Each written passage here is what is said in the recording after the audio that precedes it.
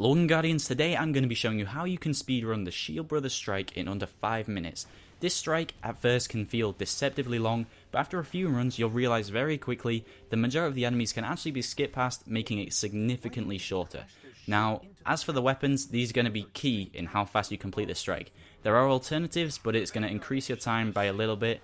For my primary, you can use pretty much any legendary. I chose to use the Treads Upon Stars because it's just my go-to scout rifle. I love this thing, but you could use an auto rifle, anything, it doesn't matter too much. Secondary is crucial. You want the exotic Black Spindle sniper rifle. This is going to allow you to take down that tank in mere seconds. By hitting those struts, getting the precision shots, you'll never have to reload, you can just take it down, massive DPS. Of course, a legendary sniper will work, but that's going to increase your time by a little bit. But, you know, it's not the end of the world if you're not actually going for a speedrun. It's just, for my sake, and anybody else's sake who's trying to do it really quick, that is the ideal. And then a heavy sword. Heavy swords are always the go-to. Massive DPS, best weapon choice for any boss that stands on the ground.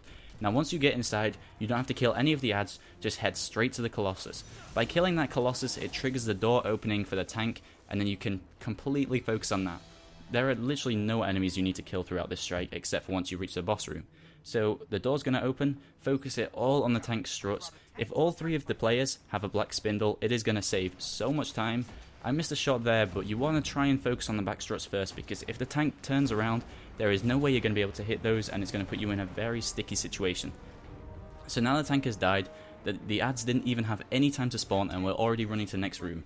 There is a huge group of Taken here, and they can be quite menacing. It looks like they're going to do huge damage to you, but you should be alright, and you can just run straight past them. I would recommend using invisibility or something, because those 2 phalanxes right there, if they see you, they're going to try and launch you backwards, and that's going to create a little bit of an issue. But once you are through that door, you can just keep on running straight to the next room. Taken and Cabal fighting for the bridge. Wherever the brothers are, they aren't here. Let's keep moving.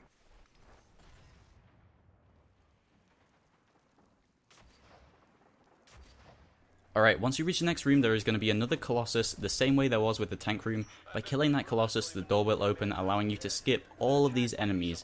Many people believe you have to kill every single Cabal in this room for the door to open, but that's not true at all. It's just whoever spawns right at the back where the door is. Sometimes it may be a Major, sometimes it may be a Centurion. It's very simple, just kill them and you can run straight to the boss room.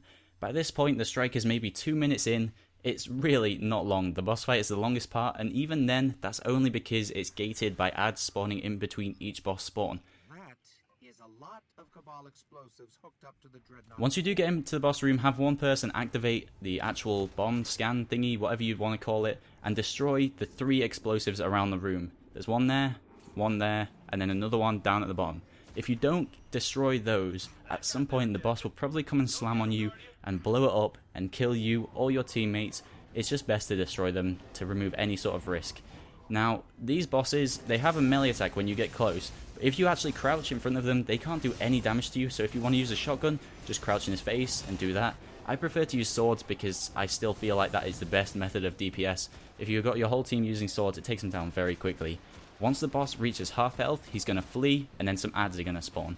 Kill these adds as quick as you can. I would say have one person on the left side, have another on the right, and have the 3rd person going wherever they want. Supers are always welcome at this phase, but you might want to save your Night Stalker Shadow Shot for when the bosses actually spawn again, because that's going to be increasing your DPS on them.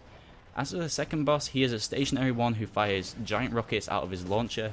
I would recommend using a sniper against him because it's going to take him very quickly, and you know, headshots are very simple to hit on that guy. Once he's on half, he's also going to flee, and then you can take down some of the adds again. I used my shadow shot there, and it was a massive failure. I think I got 2 enemies with it. I got a little bit excited, thought those guys were going to jump in range, but they didn't, so that was a waste of a super on my part, but it's okay because there are orbs everywhere already.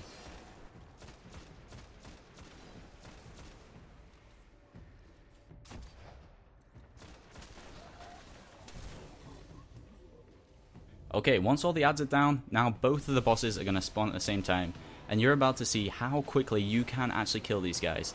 So first, you want to take down the melee guy. He's always slightly bigger issue because he's going to keep tracking you around the room. If he is tethered, he's going to drop in seconds when you're using swords.